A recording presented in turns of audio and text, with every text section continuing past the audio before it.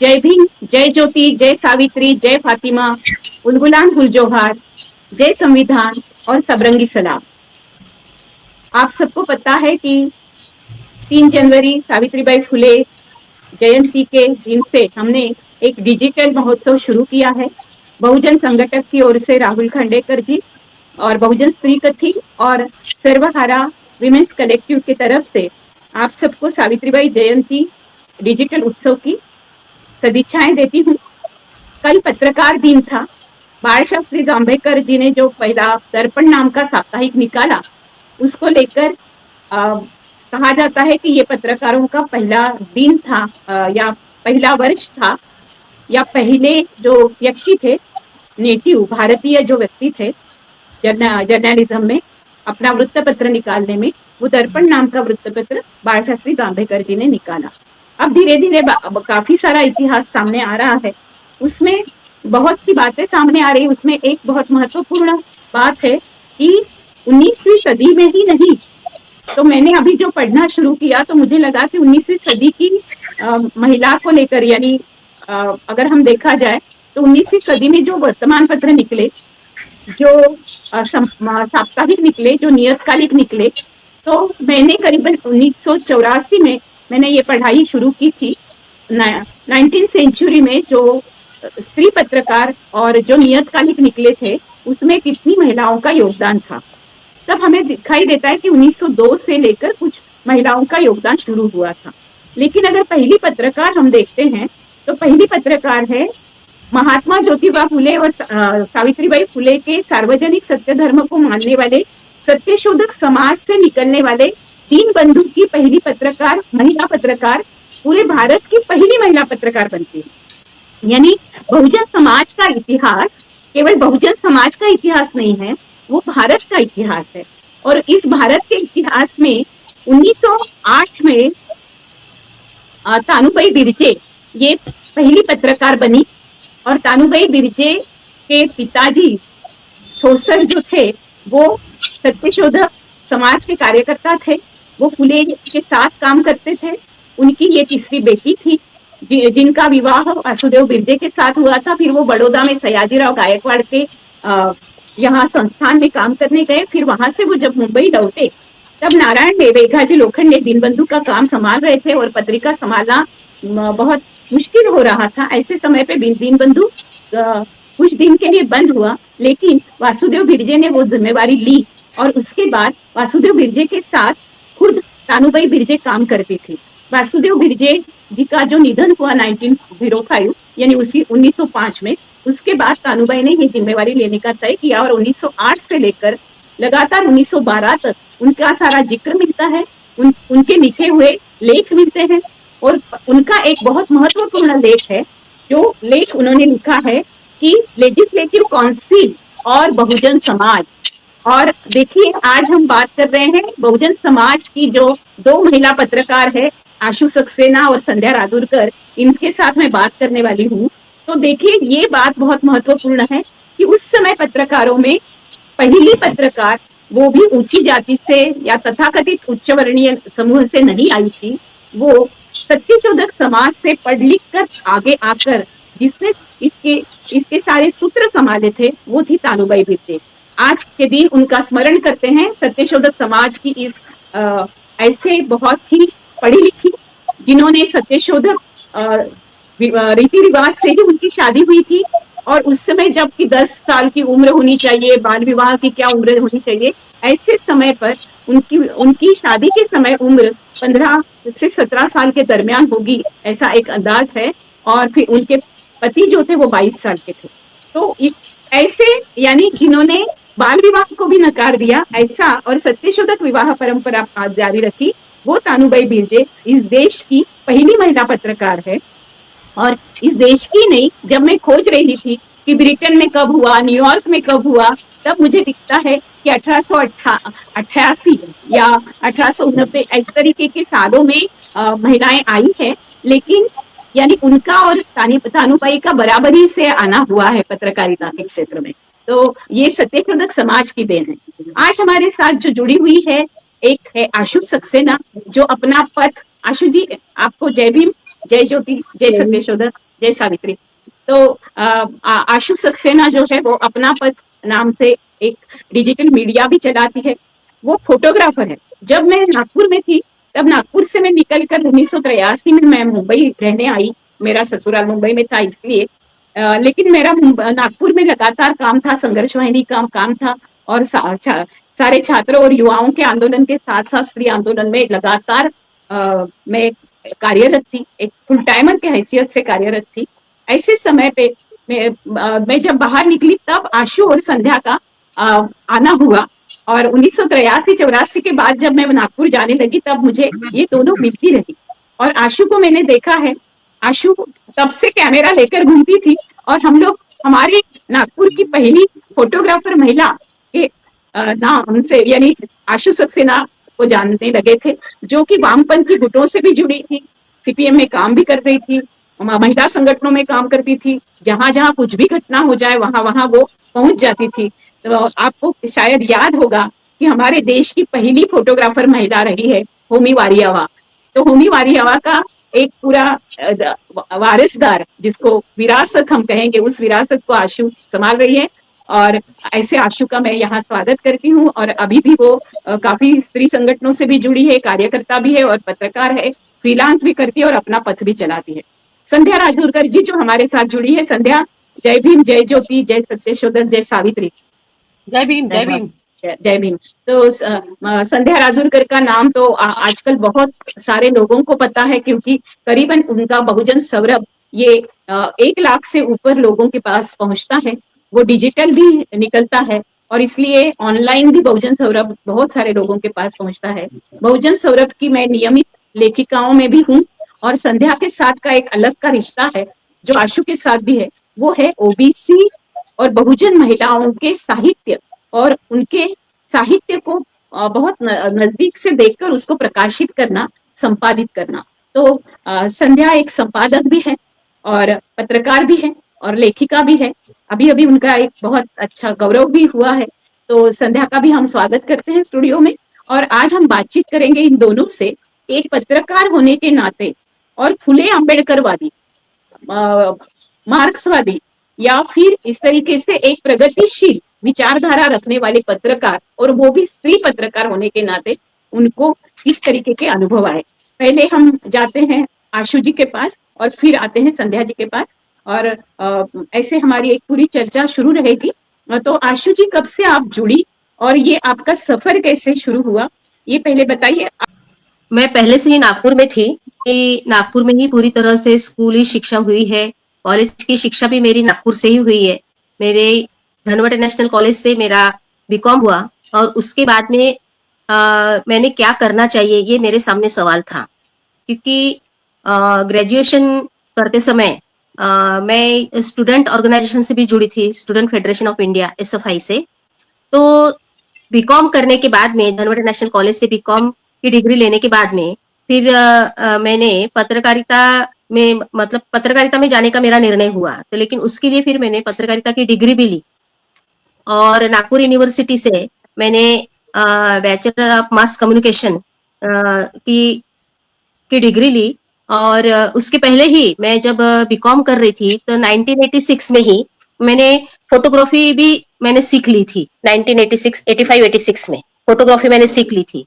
तो ये उसके बाद में 89 में मेरी पत्रकारिता की डिग्री हुई और उसके बाद में फिर मैंने अपना थोड़ा बहुत काम मैंने शुरू किया, प्रेस फोटोग्राफर और पत्रकारिता का। लेकिन उसके बाद में भी फिर थोड़ा खंड आया उसमें, क्योंकि संगठन से जुड़े होने की वजह से भी फिर मुझे थोड़ा सा मेरा काम स्टॉप करना पड़ा। लेकिन 92 के बाद में मेरा सफर ये पूरी तरह से शुरू हुआ इधर में, और जिसमें बाबरी मस्जिद गिरी और उस समय के दंगे, ये वो सब चीजें, उसको मैंने फोटोग्राफी के तहत और पत्रकारिता के तहत मैंने उसमें काम शुरू किया रेगुलरली। और बहुत सारे अखबारों में बहुत सारी अखबारों में भी मैंने काम किया और फ्रीलांस और बाकी सब चीजों में भी। लेकिन ऐसा है कि जैसा कि आपने कहा कि महिलाओं को बहुत सारी दिक्कतें हैं बहुत सारे जगह पर, चाहे फील्ड कोई भी हो, लेकिन ये एक ऐसा फील्ड था पत्रकारिता कि इसमें तो बहुत सारी दिक्कतें थी, बहुत सारी दिक्कतें थी। और मेरे पिताजी भी चाहते थे कि मैंने पत्रकारिता नहीं जाना चाहिए, बहुत दिक्कत है, ऐसा है। मुझे फॉर्म पर तो उन्होंने मेरे फॉर्म पर साइन भी नहीं दिया जब मैं डिग्री करने जा रही थी तब। लेकिन फिर बाद में वो माने और उन्होंने मुझे दिया, ये सब चीजें हुई। तो इतना आसान भी नहीं था मेरे लिए बहुत सारी चीजें, क्योंकि एक सक्सेना परिवार से आने के बाद में वो परिवार जिस तरह का घूंघट वाला परिवार था, उसमें से बाहर निकलना बहुत आसान नहीं था इन सब चीजों के लिए। लेकिन मुझे ये लगता था कि मैंने अपनी बात रखना चाहिए, लोगों के लिए काम करना चाहिए, लोक हित के लिए काम करना चाहिए। और मैं पहले से ही जन संगठनों से जुड़े होने की वजह से और छात्र संगठनों में जुड़ी होने की वजह से, और वो भी स्टूडेंट फेडरेशन ऑफ इंडिया जो नेशनल लेवल का एक संगठन था, उसमें मुझे हमेशा ये लगता था कि जो छात्रों के प्रॉब्लम है, महिलाओं के प्रॉब्लम है, फील्ड में होने की वजह से, तो बहुत सारे अखबार या बहुत सारे पत्रकार सही काम नहीं कर पा रहे या नहीं लिखते हैं, ऐसा मुझे बहुत लगता था। इसलिए मुझे लगता था कि मैंने पत्रकारिता में जाना चाहिए और काम शुरू करना चाहिए और सही न्यूज लोकहित में मैंने ये करना चाहिए। लेकिन ये जो मेरी सोच थी, तो जब मैं फील्ड में गई, प्रेस के साथ जुड़ने का जब मुझे मौका मिला, तो मैंने देखा कि ये जो मेरा सपना था लोकहित में जुड़ने का, लोगों की पत्रकारिता के लिए पैशन जो था मेरा एक, तो वो उसमें मैंने देखा कि दिक्कतें हैं कि वो अखबार के संपादक और बाकी के भी सब लोग जो थे कि वो काम करने ही देना नहीं चाहते थे। मुझे तो बहुत तकलीफ दी है नागपुर के पत्रकारिता के क्षेत्र में, मुझे काम करने देने के लिए भी बहुत तकलीफ दी है मुझे। एक्चुअली पत्रकार भवन से भी मुझे तकलीफ थी बहुत सारी चीजें, लेकिन अच्छा, उस एक बात पूछ लूं कि किस तरीके की तकलीफ भी हुई, क्योंकि एक तरफ तो काम के जगह पर इस तरीके का छल होने का जो विशाखा कानून आया वो बहुत बाद में आया, लेकिन किस तरीके की तकलीफ आपको हुई उसके बारे में जाने के पहले हम संध्या के पास जाते हैं और संध्या से भी यही बातें करते हैं कि संध्या, आप कब से जुड़ी पत्रकारिता क्षेत्र में? आप तो एक प्राध्यापक थी, तो फिर बाद में आपने पत्रकारिता कैसे चुना? और पत्रकारिता के में आने के बाद जो अनुभव है उसको फिर से आशु के पास जाते हैं, फिर आप भी बयान करेगी और फिर मैं भी बयान करूंगी, क्योंकि आशु जिस कॉलेज से आती, जिस यूनिवर्सिटी से आती है, वहां से मैंने 1979 में, यानी बराबर 10 साल पहले आशु के, मैंने डिग्री ली। और मेरे भी जो जर्नलिज्म के प्रिंसिपल थे वो परांडे सर थे, तो नागपुर से ही मैं निकलकर मुक्त पत्रकार और आकाशवाणी में मैं रेडियो पर उस समय वृत्त निवेदक भी रह चुकी थी। तो उसकी बात तो हम बाद में करेंगे कि वहां मेरे भी अनुभव ऐसे ही है जो आशु कह रही है। तो संध्या जी, आप परांडे सर कैसे? ने हमको पढ़ाया है, परांडे सर हाँ ने हमको पढ़ाया है। हाँ हाँ, मुझे भी वही उन्होंने ही पढ़ाया था। तो संध्या, आप कैसे जुड़ी और आपने कैसे सोचा अध्यापक होने के बाद पत्रकारिता की तरफ आने का? आपकी आवाज नहीं आ रही, आपका माइक शुरू है? आपकी आवाज नहीं आ रही, आपका माइक नहीं शुरू, आपकी आवाज नहीं आ रही।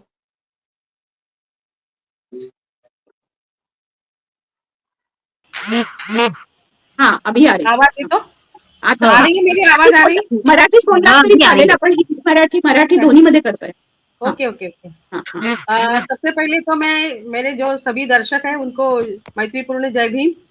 और बहुजन संगठक का मैं खासतौर पर इस डिजिटल महोत्सव के लिए मैं अभिनंदन करती हूँ। और इस महोत्सव को आगे ले जाने के लिए डॉक्टर लता और राहुल खांडेकर, ये दोनों का भी मैं अभिनंदन करती हूँ। और ये सब जो बातें हैं उजागर करने के लिए डायस बहुजन संगठक है और हम परिवार है बहुजन सौरभ और बहुजन संगठक। ये जो बातें हम लोग करते हैं, तो खास तौर पर ये जो सब्जेक्ट आपने चुना है लता, मैं इसके लिए आपको धन्यवाद देती हूँ कि मेरी पत्रकारिता का जो है, तो मैं सबसे पहले जब पढ़ती थी, किताबें पढ़ती थी और कुछ हिंदी किताबों का ट्रांसलेशन भी करती थी। उसके बाद मैं जब कॉलेज में थी, धनवटे नेशनल कॉलेज में, तो हमने एक विद्यार्थी आंदोलन चलाया था। विद्यार्थी आंदोलन चलाते हुए हमने एक निवेदन देने का जो सिलसिला रहता, कोई अधिकारियों को, कलेक्टर को या कोई मंत्री आते हैं तो मंत्रियों को निवेदन देना। और जब ये निवेदन पेपर में, अखबार में जैसे कि वैसा छप के आता था, तो कुछ मेरे कलीग्स जो थे आंदोलन के, वो बोले कि संध्या तुम्हें डिग्री कर लेना चाहिए। तो फिर जाके मैंने पत्रकारिता की बीएमसी डिग्री की, जिससे तीनों मीडिया, प्रिंट, दूरदर्शन और आकाशवाणी सम्मिलित थे। तो वो डिग्री करने के बाद फिर मैंने एमएमसी भी कर लिया। तो जैसे मैंने शुरुआत से ही मेन स्ट्रीम की पत्रकारिता की, दैनिकों में ही काम किया। मैंने किसी मासिक या साप्ताहिक या पाक्षिक में काम नहीं किया है। तो मैं जो जुड़ी हूँ, तो सबसे ज़्यादा समय मैंने जनवाद में निकाला। फिर उसके बाद जो बड़े अखबार है, उसमें भी मैंने काम किया। तो 22 साल मैंने मेरे ज़िंदगी के पत्रकारिता में दिए और उसके बाद 5 अरे ब्रेक हुआ। तो मैं ये अपने सिद्धार्थ कॉलेज ऑफ इंश्योरेंस में प्रिंसिपल थी और प्रिंसिपल होते-होते फिर कोरोना काल में एक अलग मोड़ आ गया और दैनिक बहुजन सौरभ का जन्म हुआ और अभी इसको भी 5 साल पूरे हो गए हैं। तो ऐसा टोटल मिलाकर मेरा 27 साल का अनुभव हो गया। इस पत्रकारिता का। बिल्कुल। निवासी संपादक करके मैं बहुजन सौरभ को समय दे रही हूँ और अच्छा चल रहा है, ठीक है। लेकिन खुद का अखबार है तो कोई भी अखबार अभी अरे जो मारवाड़ी सिंधियों के या उच्च वर्णीयों के जो अखबार है वो तो फायदे में चलते हैं या काला धन क्या बोलते हैं उसको व्हाइट करने के लिए अखबार चलाते हैं। लेकिन अपना वैसा नहीं है, अपना फुले शाहू अम्बेडकर मीडिया है और इसके लिए बहुत तकलीफ होती है, आर्थिक सोर्सेस भी जमाना पड़ता है। तो डॉक्टर सिद्धार्थ कामले जो है वो पूरा आर्थिक भार संभालते हैं और पत्रकारिता में जो अम, जो काम करना पड़ता है एडिटोरियल से लेकर पूरे इसका 4 पन्नों का जो है, तो वो पूरा भार मुझे संभालना पड़ता है। वाह! तो ये तो बहुत बड़ी आपने जिस तरीके से बात की तो बहुत अलग तरीके की चुनौतियां हैं।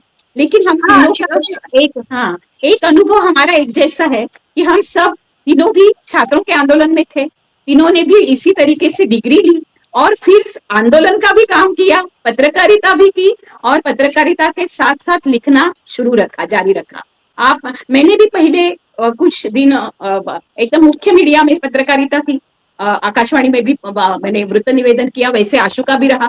तो हम तीनों का एक करियर इस तरीके से शुरू हुआ। आप देखती होगी कि ऐसे ही समय पे पत्रकारिता में जितनी स्त्रियां आ रही थी उसमें शायद आप दोनों ही हो कि जो उच्च वर्णीय जो कहा जाता है तथाकथित उच्च वर्णीय ऐसे समूह से नहीं हो। मैं ढूंढ रही थी कि नहीं, आज जो है, एक महिला आज जो लता हम लोग जो बात करते हैं कि फुले शाहू अम्बेडकर विचारों से प्रेरित महिला पत्रकार, तो ये तो गिनी चुनी है और उनके अनुभव भी बहुत अलग है। क्योंकि मैं आप सब मित्रों को बताना चाहूंगी, जो भी दर्शक है हमारे, कि पत्रकारिता ये जो है ना, ये एक व्रत है। अरे व्रत भी शब्द नहीं है, हिंदू माइथोलॉजी से आता है।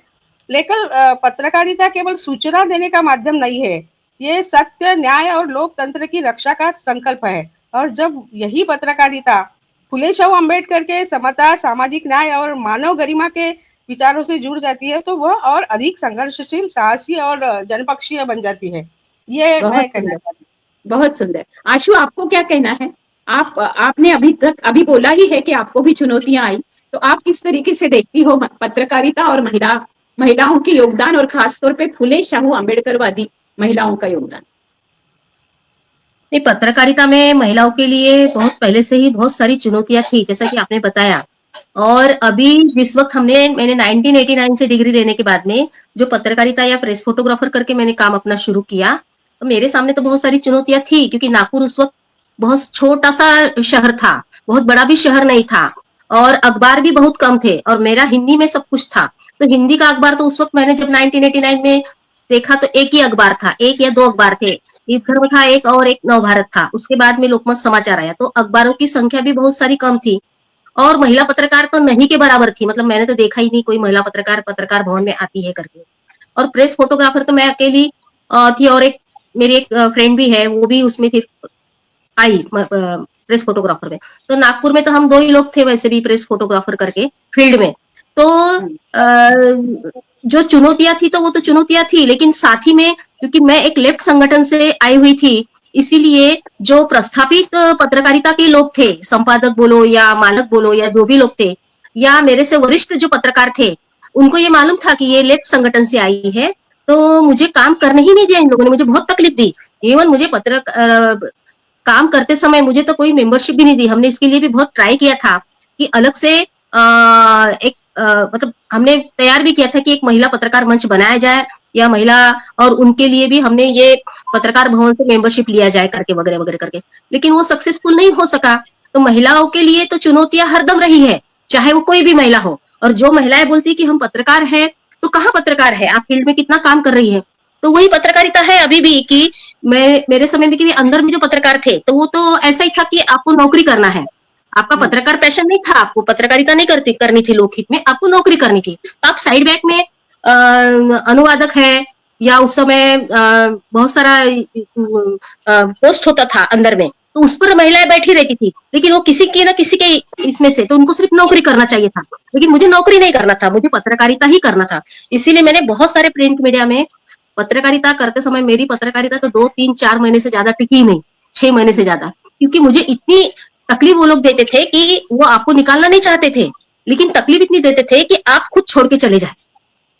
ऐसा मेरे साथ बहुत बार हुआ है इन सब चीजों में। और फिर बाद में ये तो उनको पता चला कि ये मैं लिखती भी हूँ, मैं अच्छा ये सब कर लेती हूँ, तो फिर मुझे 2-2, 3-3 जिम्मेदारी दी जाती थी कि आपको अलग से फोटोग्राफर नहीं मिलेगा, आप फोटोग्राफी करती है, आपके पास कैमरा है, तो आप फोटो भी निकालिए और रिपोर्टिंग भी लाइएगा। तो ये भी मैंने किया है। आपको वेतन कितना मिलता था? वेतन उस वक्त नहीं के बराबर था। वो वेतन का तो छोड़ दीजिए आप, और फोटोग्राफर होने के नाते अगर आप प्रिंट मीडिया में काम करती हो, नहीं वेतन आप पूछो मत, वेतन के बारे में आप पूछो मत, वो भिकारवाड़ा काम था बिल्कुल, यानी वो एक शब्द है। मुझे केवल 150 रुपया देते थे नागपुर पत्रिका में, और मेरे बैच के ही सारे पत्रकार उस समय लगे थे, तो हम लोग मिलजुल कर हंसते थे। तो उन्होंने कहा तुम लड़की हो और तुम हंसना नहीं चाहिए, इसलिए मुझे बिना बोले निकाला गया, विदाउट नोटिस।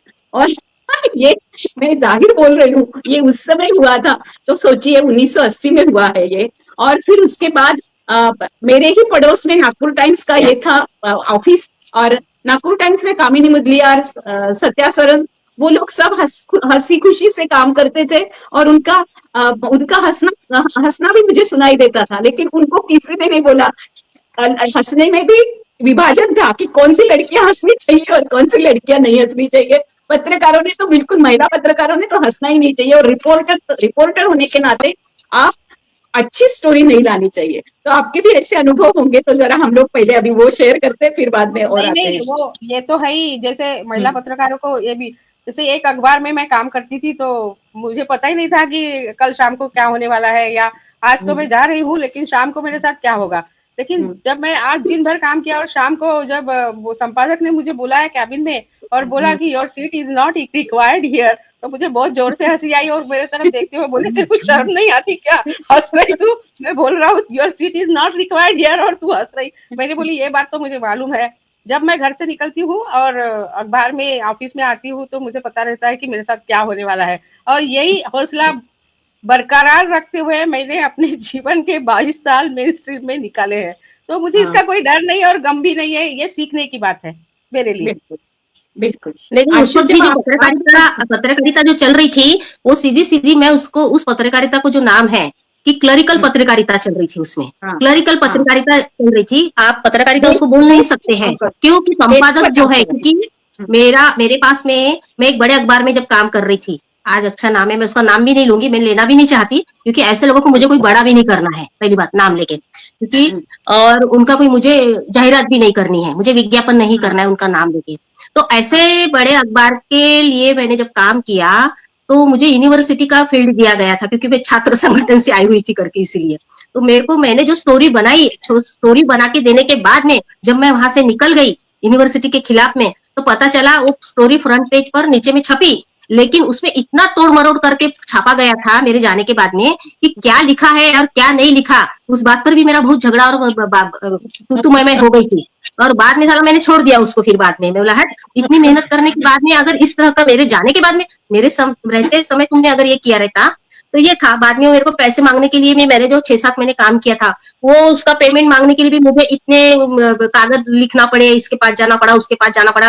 यानी इस तरह से भिकार चोट काम है पत्रकारिता में भी, कि आप भिखारी जैसे काम करते हो वहां। मतलब आपकी औकात, मतलब आपको क्या समझा जाता है, यानी पूंजीवादी अर्थव्यवस्था में पत्रकारिता की और पत्रकार की हालत क्या है कि आपने किए हुए श्रम का पैसा भी आपको ठीक ढंग से नहीं मिलता। 400 रुपए, 600 रुपए, 800 रुपए, 900 रुपए। मैं कोई पैसे के लिए काम नहीं करना चाहती थी, पैसा लगता था। क्यों कि प्रेस फोटोग्राफर को, आप प्रिंट मीडिया में अगर काम करते हैं तो आपको सिर्फ जाने आने का पैसा लगेगा, ठीक है। एक प्रेस फोटोग्राफर को उस समय रोल डालना पड़ता था, प्रेस फोटो डेवलप करके ला के वो देना भी पड़ता था, तो वो मेरे जेब से पैसा जाता था। तो मेरा ऐसा कितना पैसा मेरे जेब से खर्चा हुआ है। तो मैंने ये मतलब फिर मुझे ऐसा लगा कि साला इन भिखारियों के पास में क्यों काम करें हम। तो फिर बाद में मैंने मेरा फ्रीलांस किया कि मुझे बहुत सारे ऐसे भयानक अनुभव आए हैं इन सब चीजों में। तो मैंने फूलन देवी की फोटो निकाली। फूलन देवी जब नागपुर में आई थी तो पत्रकार भवन में आई थी, फिर रवि भवन में रुकी। मैंने ऐसे सब बड़े बड़े लोगों के मेरे पास में फोटो, जिनके इसमें मेरे को जाना मिला, इंटरव्यू लिए मैंने, मेरे पास आज भी रखे उनके सब चीजें रखी हुई है। लेकिन एक बात है कि महिलाओं को पत्रकारिता में आगे बढ़ने ही नहीं देना चाहते, वो चाहे किसी भी समाज की हो। फुले शाहू अम्बेडकर तो छोड़ ही दीजिए, उच्च वर्णीय भी महिला रही तो उसको भी तकलीफ है।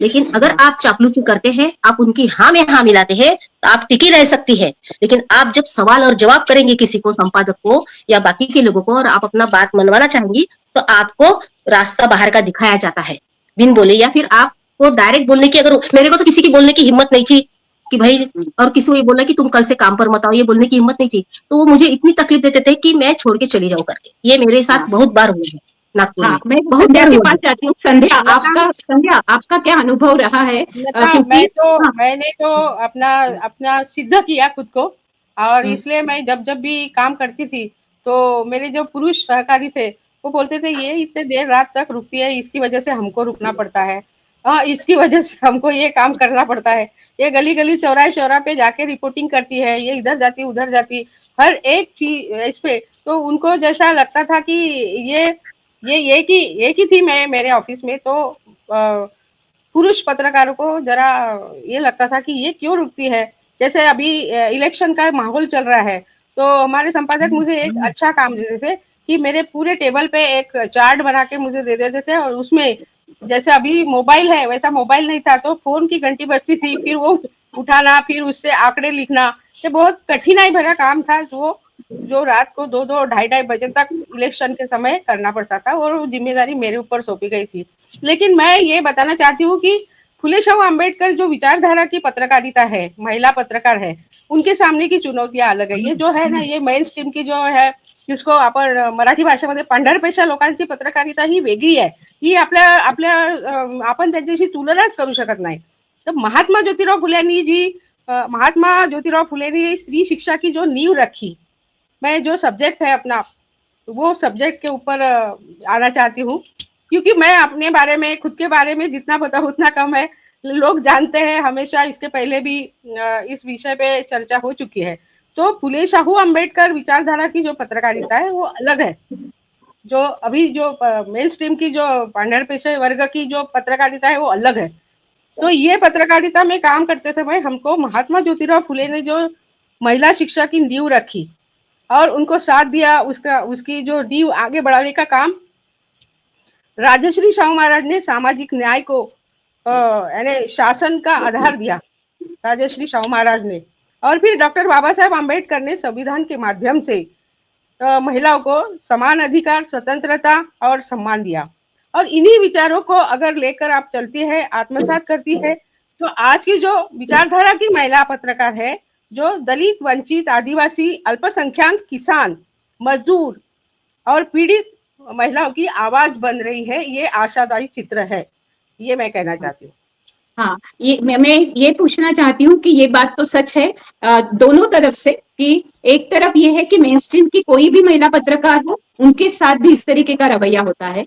लेकिन अगर वो फुले शाहू अम्बेडकरवादी हो और दलितों की आवाज, जैसे आशु ने भी कहा कि जब वो फुलन देवी से मुलाकात करने जाती है तब क्या होता है, जैसे आपने कहा कि जब हम इस तरीके की पत्रकारिता की बात करते हैं तो बहुत लोगों को संभ्रम होता है कि ये विचारों को लेकर किस तरीके से रख रहे हैं।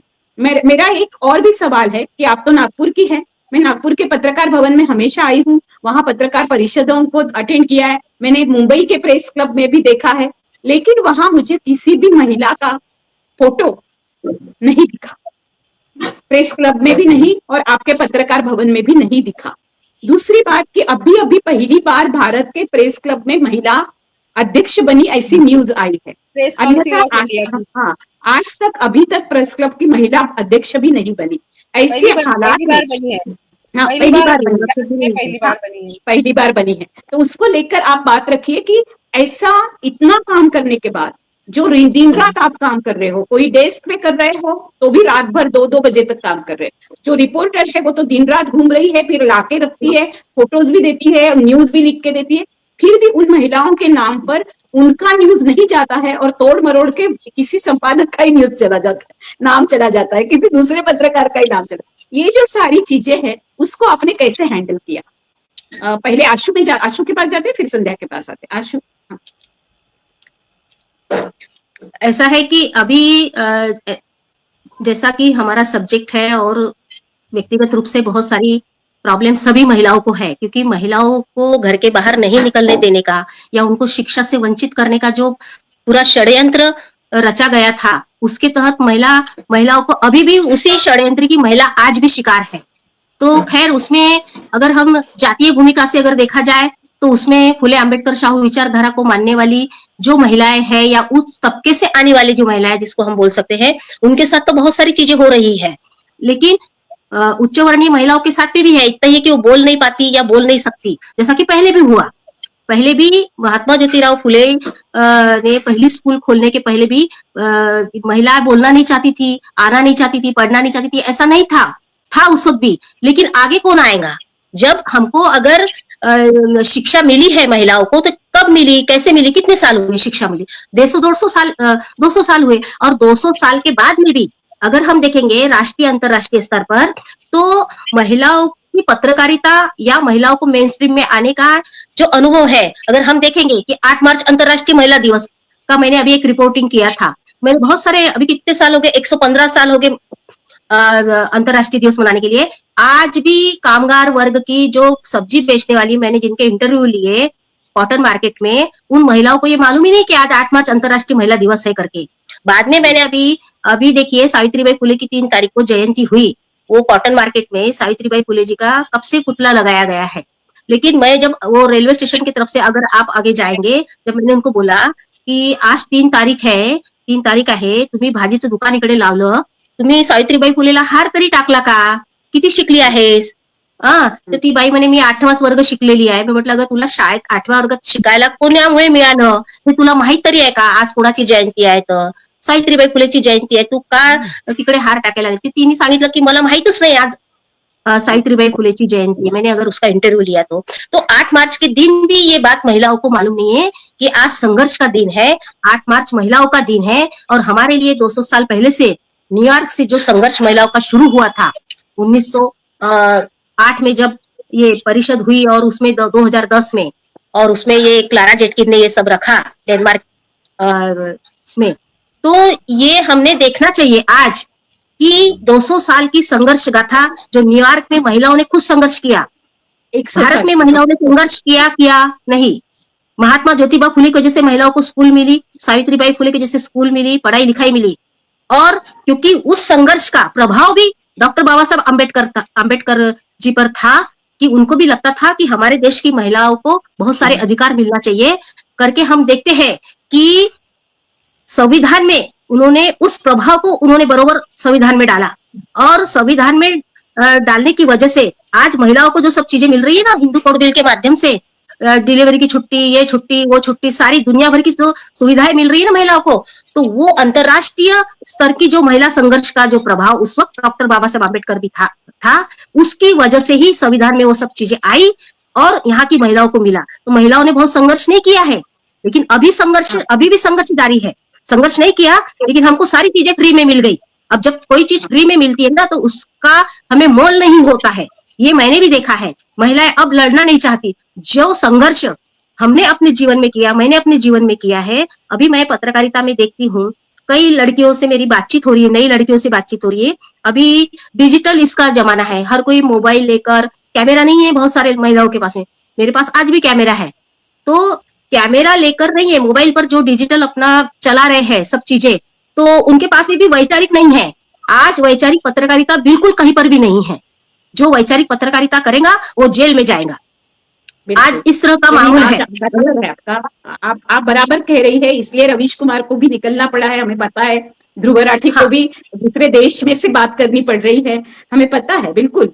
तो हाँ, तो आप जो कह वैचारिक रहे हैं वो पत्रकारिता के आजादी आजादी पर खतरे मंडरा रहे हैं, तो फूले शाह हाँ, अम्बेडकर की बात कैसे रहेगी? तो बराबर मैं है। वही हाँ। कह रही थी कि पत्रकारिता में अभी सिर्फ हम तो अभी सिर्फ पैदल चल रहे हैं। हमें शिक्षा मिली, स्वतंत्रता मिली है, उसके बाद में महिलाओं की स्थिति इस देश में क्या है, पत्रकारिता की स्थिति क्या है कि आज इतने साल के बाद में देश को आजाद हुए कितने साल हुए, तो आप देखिए कि आज इस साल वो महिला पत्रकार अध्यक्ष बनती है महिला प्रेस क्लब की।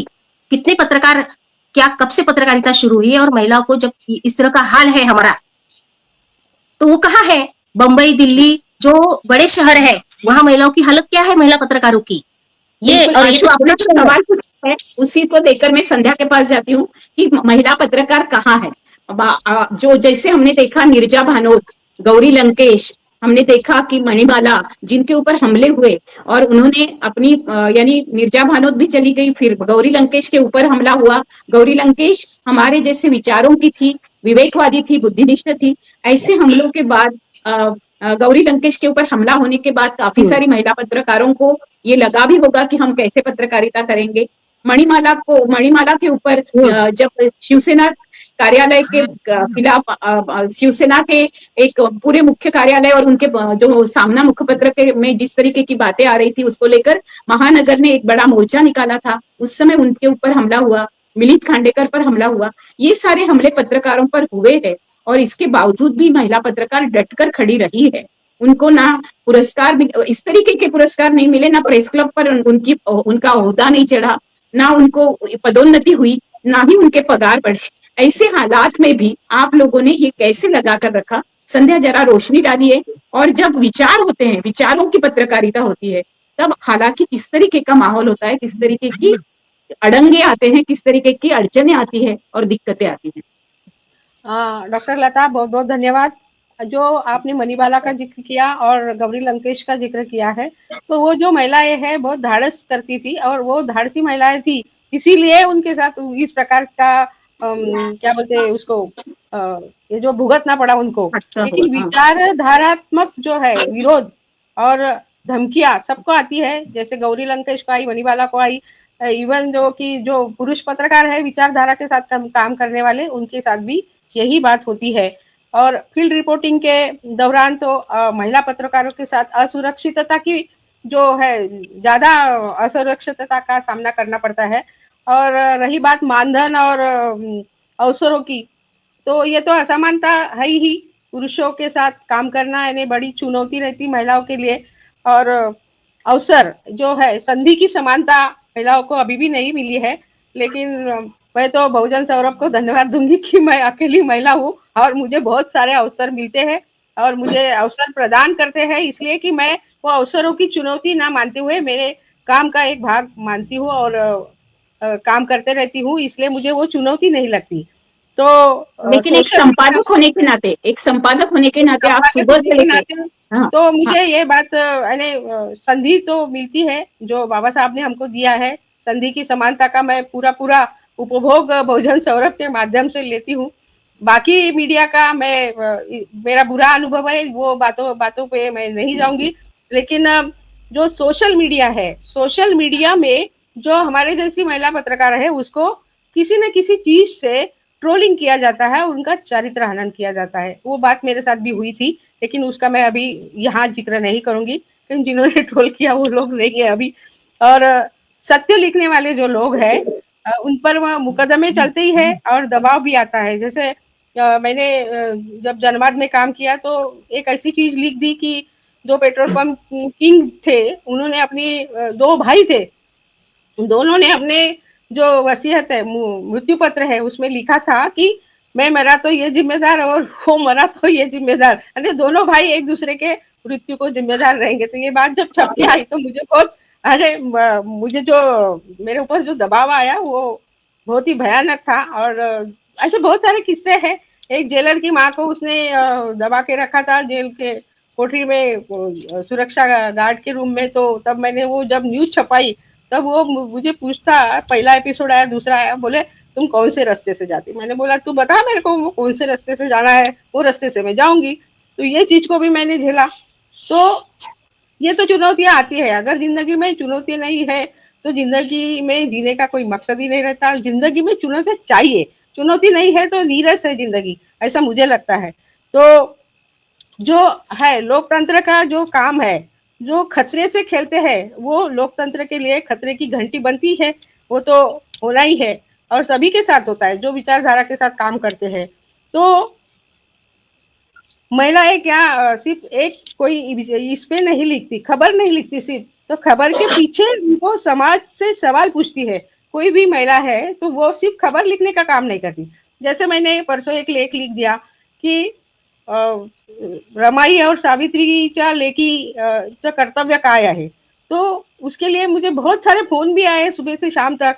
और पत्रकारिता दिवस के अवसर पर मैंने लिखा कि हमारी पत्रकारिता कहाँ है, हमारी तो पत्रकारिता ही नहीं है। क्योंकि हम अगर तुलना करते हैं तो हमारी पत्रकारिता बाल शास्त्री जांभेकर के साथ नहीं शुरू होती, हमारी पत्रकारिता महात्मा ज्योतिराव फुले से शुरू होती है, शुरू होती है, बिल्कुल। दीनबंधु से शुरू होती है। हमारी पत्रकारिता डॉक्टर बाबा साहब अम्बेडकर से शुरू होती है। ये जो है हम हमारे विचारों के पत्रकार जो है, हमारे विचारों की जो पत्रकारिता है उससे हम लोग प्रेरणा लेके काम करना चाहिए, तो चुनौतियां थोड़ी कम हो जाती है। अगर हम मेन स्ट्रीम के जो पांढर पेशेवर व्हाइट कॉलर लोगों के साथ हमारी तुलना करते हैं तो हमारी जिम्मेदारियां भी बढ़ती है और हमारे आह्वान भी बढ़ते हैं। तो इससे अच्छा है कि हम हमारे विचारों के पत्रकारिता करें और इसी से ही समाज की भलाई हम कर सकते हैं, समाज को न्याय दे सकते हैं, समाज को हम समाज का प्रबोधन कर सकते हैं, समाज में परिवर्तन भी ला सकते हैं। ये मेरा खुद का मानना है। हाँ, मैं आशु के पास जाती हूँ। आशु, और वो सवाल संध्या आप भी ध्यान में रखिए। आशु, जब हम लोग निकलते हैं एक महिला होने के नाते, तो सबसे पहले जैसे संध्या ने कहा वो तो एक कैरेक्टर एसेसिनेशन वाला मामला होता ही है। दूसरा है कि धमकियां आती है और धमकियां इस तरीके से आती है कि तुम कौन से रास्ते से जा रही देख लेती हो। तीसरा आता है जैसे तुम्हारे जैसे फोटोग्राफर है और ऐसा फोटो पकड़ लिया और ऐसा कुछ कैच कर लिया तो उसके ऊपर बवाल मच जाता है। चौथा होता है कि हमारे घर की जिम्मेवारियां होती है। अब हमारे माँ पिताजी से लेकर हमारे हस्बैंड से लेकर हमारे बच्चों से लेकर सब लोग बोलते हैं कि तू इतनी असुरक्षितता के साथ क्यों कर रही हो, तुम घर में ही रह जाओ। तो ऐसे भी शायद आपको अवसर ऐसे भी आया होगा, सामने चुनौतियां ऐसी आई होगी कि नहीं नहीं तुम एक महिला हो तो अभी रहने दो, पत्रकारिता छोड़ दो। तो क्या ऐसे चुनौतियों को आपने किस तरीके का सामना किया? क्योंकि महिला पत्रकार यानी केवल पत्रकार नहीं होती है, ये जो संध्या का कहना है बात सच है कि केवल पत्रकार नहीं होती, और विचारक पत्रकार तो केवल विचारक पत्रकार भी नहीं होती है, वो हर एक फ्रंट पर लड़ती है, हर एक फ्रंट पर उसको लड़ना भी है और जीना भी है। ऐसे समय आपने आशु किस तरीके से किया, आपके अनुभव साझा कीजिए। केवल एक बात मैं और भी जोड़ देती हूँ कि आपने जो कहा तो महात्मा फुले के 200 साल पहले से हमारी जो पत्रकारिता शुरू होती है, इतनी आसानी से हमको महात्मा फुले और सावित्रीबाई फुले से शिक्षा मिल गई, इतनी आसानी से हमको अम्बेडकर जी से संविधान मिल गया और कानून मिल गया। तो आपके साथ जब ऐसी चुनौतियां आती तो महिलाएं खड़ी रहती है क्या?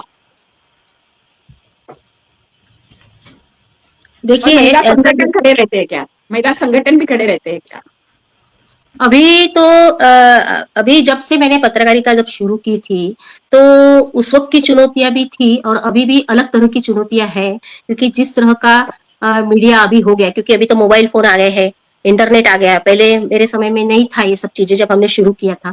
तो जैसे जैसे ये सब चीजें मतलब टेक्नोलॉजी आई तो उतनी बहुत सारी ये भी आई। जैसे फोटोग्राफी करते समय में फोटोग्राफर एक, जैसा अभी रमाबाई कांड हुआ था बंबई में, तो नागपुर में भी बहुत सारा प्रॉब्लम हुआ था। तो मैंने दंगे हुए, ये हुआ, सब कुछ हुआ। मैंने जस्टिस भाऊआ ने और जस्टिस दाऊद, इनके साथ में जस्टिस दाऊद और जस्टिस सुरेश दोनों वहां पे काफी बयान दे रहे थे और उनके पास वो कमेटी थी उस समय। हाँ, तो वो जस्टिस दाऊद एंड जस्टिस भाऊआ ने, इनके साथ में जो कमेटी बनी थी, तो एज ए प्रेस फोटोग्राफर करके वो मुझे साथ में लेकर गए थे अमरावती तक के। तो उनके सारे फोटो और ये सब चीजें मैंने सब की, दंगों में घुसकर मैंने फोटो निकाले। उन्हें जलाया जा रहा था, टायर जला जा रहा था और रास्ते पूरी तरह से सुनसान थे। उसके बावजूद भी मैं इंदौरा और बाकी सब जगह जाकर भी, लेकिन मुझे जनता ने कोऑपरेट किया। मुझे जनता की तरफ से कभी कोई प्रॉब्लम नहीं हुई। उन्होंने कोऑपरेट किया कि ये प्रेस फोटोग्राफर है, ये पत्रकार है, बल्कि उन्होंने मुझे हर तरह से कोऑपरेट किया, ये बताया, जगह बताई। तो ये सारी चीजें पब्लिक मुझे कभी पब्लिक से मुझे कोई तकलीफ कभी नहीं हुई, मुझे पब्लिक ने मुझे कभी तकलीफ नहीं दी। उल्टा मैं जब थी तो लोग मुझे पत्रकार भवन में जब मैं जाती थी या रहती थी तो लोगों को लगता था कि लोग मेरे पास लाके देते थे कि ये आशु सक्सेना है और ये पत्रकार है तो ये सही ढंग से न्यूज बनाती है करके। फिर मैंने उनको बोला कि नहीं मैं ले लेती थी उनके समाधान के लिए वो। मैं फिर बाकी के अपने जो दोस्त पत्रकार होते थे उनको बोलती थी कि ये देखो ये लिया है, ये इनको छापो करके इस तरह से वगैरह। तो जनता का विश्वास हमारे जैसे लोगों पर, जो वैचारिक लोग थे, जो वैचारिक पत्रकारिता थे, प्रामाणिक थे, अपने काम से प्रामाणिकता रखते थे, तो उनका जनता का भी उस पर विश्वास है। ऐसा नहीं है कि नहीं है, जनता आपको चाहती है, पब्लिक आपको चाहती है। लेकिन जैसा कि मेन स्ट्रीम मीडिया में आपको कोई नहीं चाहता और कुछ पत्रकार भी ऐसे कि जो आपको नहीं चाहते, इसीलिए हमको मेंबरशिप भी नहीं मिलती थी। हमारे नागपुर की मेंबरशिप हमको आज तक नहीं मिली इन सब चीजों के लिए। तो ये चुनौतियां तो है महिलाओं के सामने, ये चुनौतियां सभी महिलाओं के सामने में है। दूसरी बात ऐसी कि वैचारिक लेवल की पत्रकारिता करने के लिए कितनी वैचारिक मैगजीन है, कितने वैचारिक प्लेटफॉर्म अवेलेबल है, डिजिटल प्लेटफॉर्म अवेलेबल है, कितने अखबार अभी अवेलेबल है। पहले हम कुछ अखबारों को मानते थे कि ये अखबार थोड़ा सा है तो चलो इसमें हमारी न्यूज लगा दे या फोटो आ जाएंगी, ये आ जाएंगी, तो नहीं होता था। लेकिन इसका मुझे है कि अगर आप सच बोलने के लिए जाएंगे और सच न्यूज आप खोज के निकालेंगे, क्योंकि कोई खोजना भी नहीं चाहता किसी के साथ। जैसे मैं फॉर एग्जाम्पल आपको एक एग्जाम्पल देती हूँ कि खैरलाल जी में जो हत्याकांड हुआ था उसकी न्यूज 2 साल पहले ही रखी गई थी, और उस लड़की के साथ में क्या हुआ था 50 साल, दिन भर मेरे साथ में चर्चा भी हुई कि उसका जब इंटरव्यू छपा था प्रियंका का, कि वो उस एरिया में, उस संभाग में 50 साल के बाद में वो पहली लड़की थी जो 10वीं पास हुई, उसका इंटरव्यू था। ये न्यूज किसी को नहीं मालूम थी। जब ये बात मैंने रखना शुरू की, लोगों को बताना शुरू की, तो मेरे पर बहुत सारे प्रॉब्लम आए, मेरे खिलाफ में झूठे केसेस लगाए गए। मेरे घर में तो लोग आए मुझे ये करने के लिए कि नहीं तुम मत बोलो,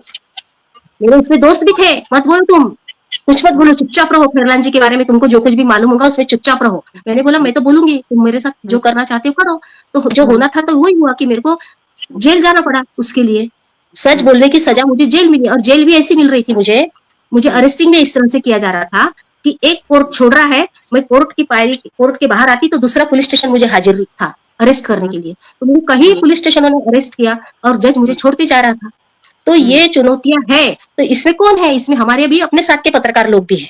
जो आपको लगता है ना कि नहीं वैचारिक है, ये फुले शाह अम्बेडकर वाले, तो नहीं, ये हम भ्रम में है, ये भ्रम है, ये पूंजीवादी अर्थव्यवस्था के शिकार हो गए हैं।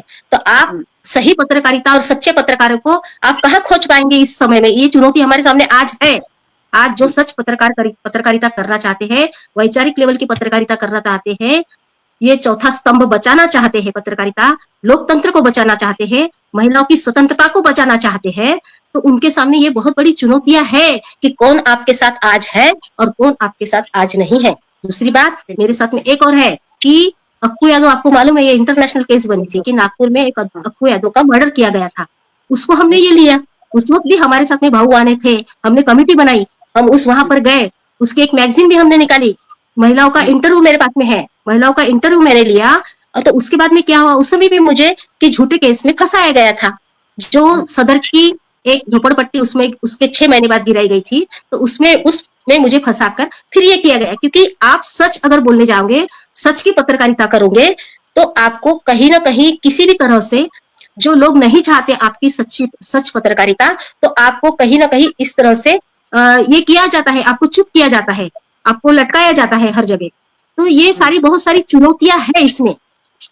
लेकिन जनता अभी आपका बेटा भी आपके साथ है, आप लगातार निकलती हो बाहर, घर से आपको किस तरीके का सपोर्ट मिला या फिर उधर भी आपकी लड़ाई रही फ्रंट पर? नहीं, घर से मुझे लड़ाई नहीं है कि आप मत जाओ, ऐसा मत करो, ये सब चीजें नहीं है।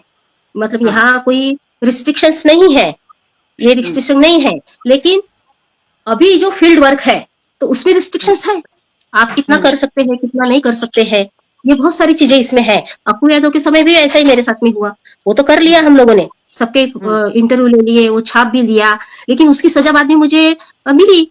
सदर की जो झोपड़पट्टी तोड़ी गई थी, तो उसमें मुझे मैं कुछ न बोलूं और कुछ न फिर कर पाऊं, उसके लिए मुझे पहले ही अरेस्ट कर लिया गया था। मैं सिर्फ मिलने के लिए लोगों को गई थी, तो उसमें मुझे गलत तरीके से गलत चार्ज लगाए और गलत चार्ज लगा के मुझे अंदर कर दिया गया।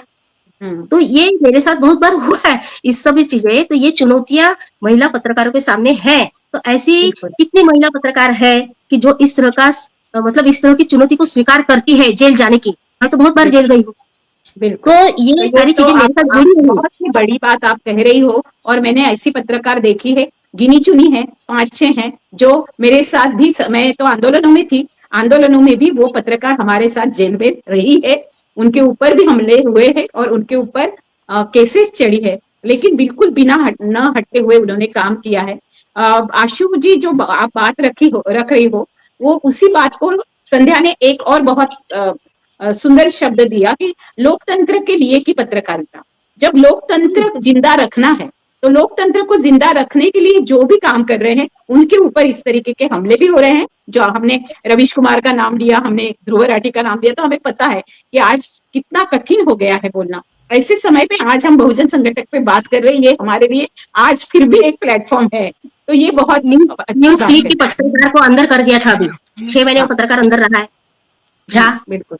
हाँ, तो न्यूज न्यूज क्लिक, क्लिक बिल्कुल बिल्कुल, अभी अभी अभी कर दिया था, हाँ, बिल्कुल बिल्कुल तो ये सब चल रहा है और कई पत्रकार तो अभी अंदर भी बिल्कुल। है और अभी भी। पत्रकार हाँ ही नहीं, जिन्होंने पत्रकारों को थोड़ी सी खबर भी दी है, उनको भी अंदर कर दिया है, और बिना हाँ कुछ आरोप किए हुए भी रख दिया है। और जिन लोगों के लिए लड़ रहे हैं पत्रकार, जैसे अभी शर्जील इमाम हो या उमर खालिद हो, इनके बारे में जो पत्रकार लिख रहे हैं, उनका एक भी शब्द छापकर नहीं आ रहा है, तो ये भी बातें हो रही है। या तो ये चुनौती है ना हमारे सामने।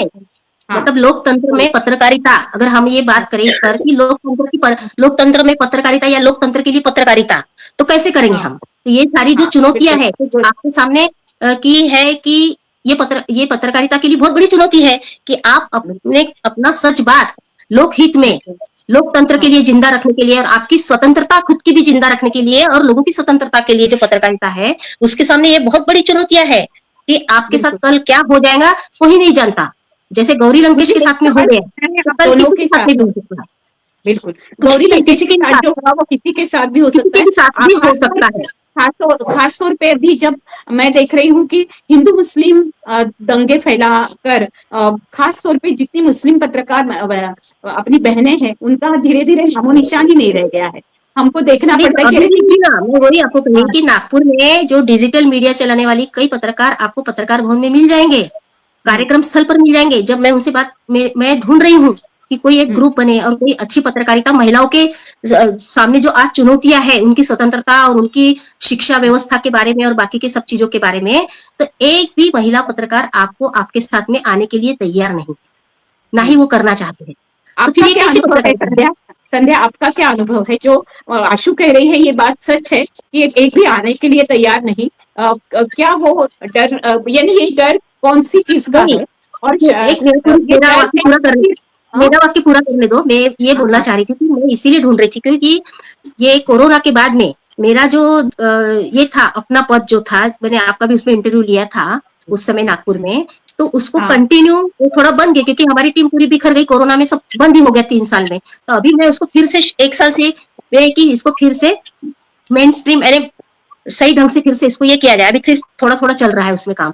तो मैंने ऐसे कई लड़कियों को भी देखा, जा जाके मिली उनसे मैं, तो कोई भी उसमें आप फुले शाहू अम्बेडकर, अरे जो चुनौती है सही पत्रकारिता की, उसको कोई अभी निभाना नहीं चाहता, कोई लेना भी नहीं चाहता, कोई जुड़ना नहीं चाहता उसके साथ में। तो कोई नहीं है आज, आप नागपुर में आके देखेंगे, नागपुर में कोई ऐसी महिला पत्रकार नहीं है, या अभी जो कर रहे हैं वो भी नहीं करना चाहते। वो सिर्फ पैसे के लिए और आपका जो अभी सब कुछ क्या बोलते इसको बहुत ही ब्यूटीफुल तरीके से आप अपनी पत्रकारिता को रखना चाहते हैं ताकि आप पर कोई आंच ना आए, किसी भी तरह की आंच ना आए, कोई तरह का आप पर कोई बवंडर ना हो।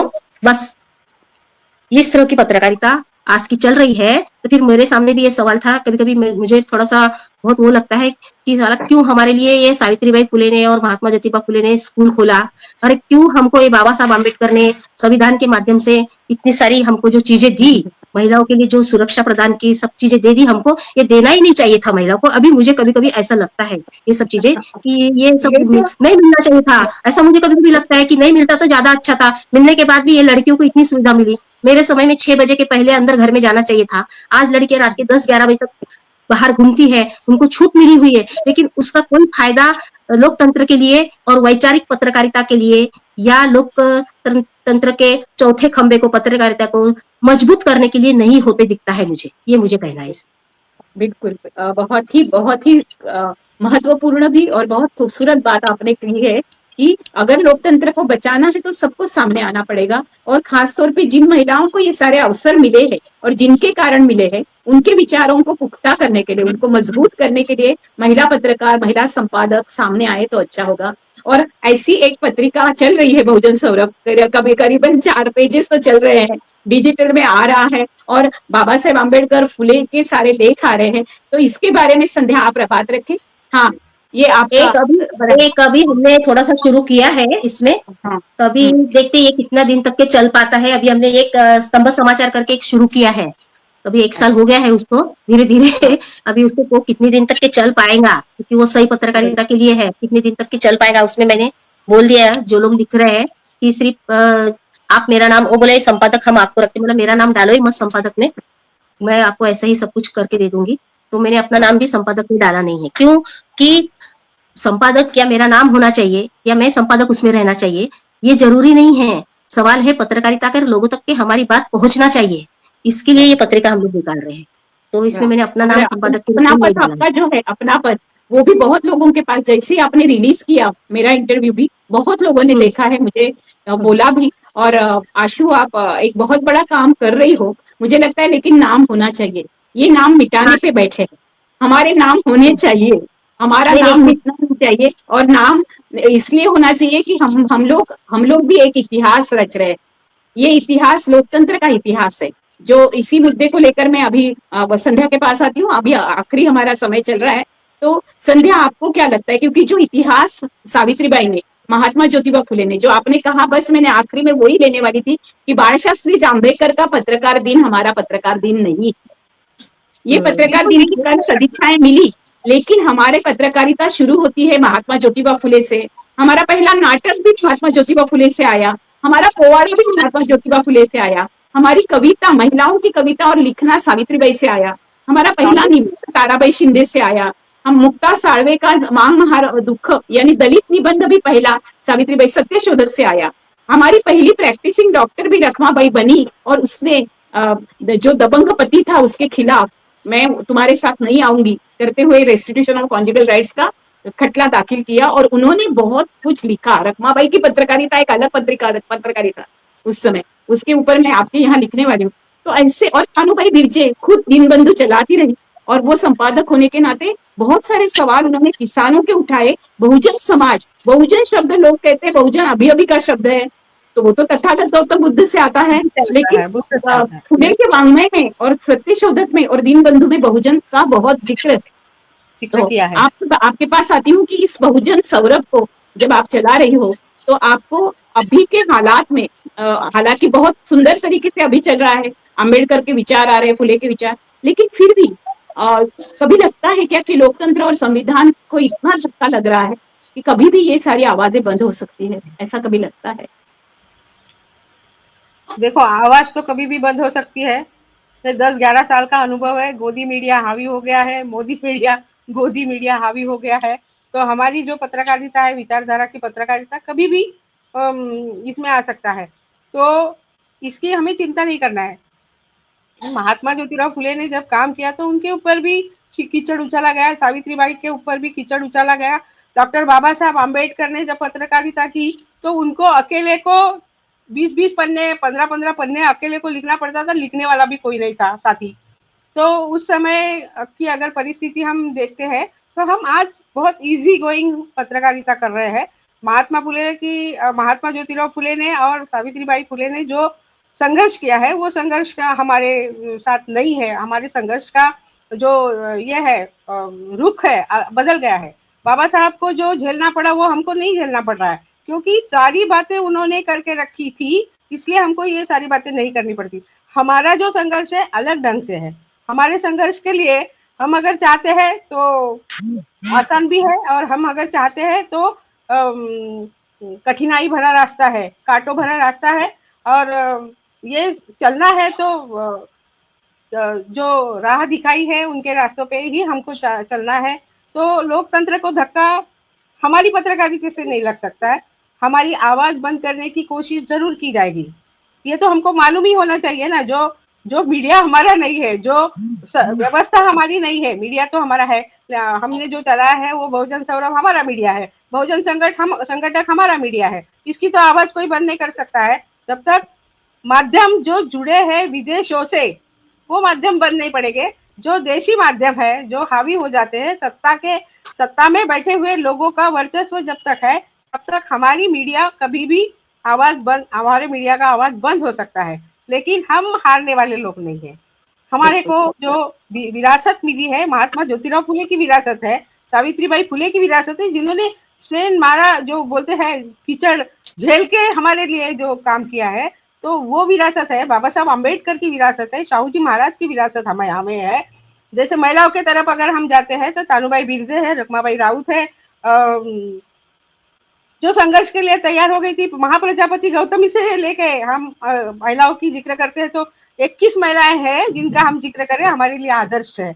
वो सारी महिलाओं को अगर लेके हम उनके आदर्श को लेकर अगर हम चलते हैं तो हमारा जो संघर्ष है कुछ भी नहीं है, हमारा संघर्ष कुछ भी नहीं है उनके संघर्ष के देखते हुए। तो इसलिए मैं थोड़ी आशावादी हूँ और बाबा साहब और फुले शाहू अम्बेडकर की विचारधारा पर चलने के लिए सत्य की मशाल हम लोग समझते हैं, विचारधारा की मशाल हमारे साथ है और अन्याय और असमानता के अंधकार से हमें लड़ना ही पड़ेगा, क्योंकि अंधकार तो 11 साल में इतना फैला हुआ है हमारे साथ कि उससे तो लड़ना ही पड़ेगा। और हम सशक्त बनेंगे और सामाजिक परिवर्तन के लिए हम सशक्त योद्धा के रूप में काम करने के लिए तैयार हमको होना पड़ेगा। हम इन्होंने क्या किया, उन्होंने क्या किया, इससे अच्छा है कि हम क्या कर रहे हैं, हमको क्या करना है। जैसे हम बहुजन सौरभ के माध्यम से लोगों को चेतना देने का काम करते हैं, परिवर्तन की विचारधारा उन तक पहुंचाने का काम करते हैं और समाज प्रबोधन, अगर हमको कोई भी काम करना है, अगर हमारे यहाँ कोई भी चर्चा का भी आयोजन किया है तो 50-60 लोग वैसे ही जम जाते हैं।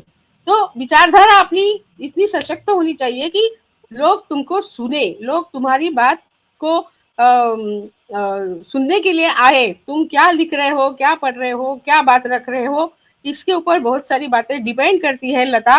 तो मैं थोड़ी आशावादी हूँ और निराशा मुझे बिल्कुल भी पसंद नहीं है, क्योंकि कुटुंब से लेकर, फैमिली से लेकर समाज और आज जो भी सत्ता में बैठे हुए लोग हैं वो हमारे लिए निराशा पैदा करते हैं और निराशा को हमको हटा के आशावादी बनना है। मैं आशावादी हूँ और ये समाज में बहुत सारा काम करना है। सिर्फ ये अभी लास्ट में मेरा काम भी बाकी है, तो मैं लास्ट में यही कहना चाहती हूँ कि समस्याओं के बारे में बात करने से अच्छा है कि समस्याओं को कैसे निपटाए, इसके ऊपर हम बात करें।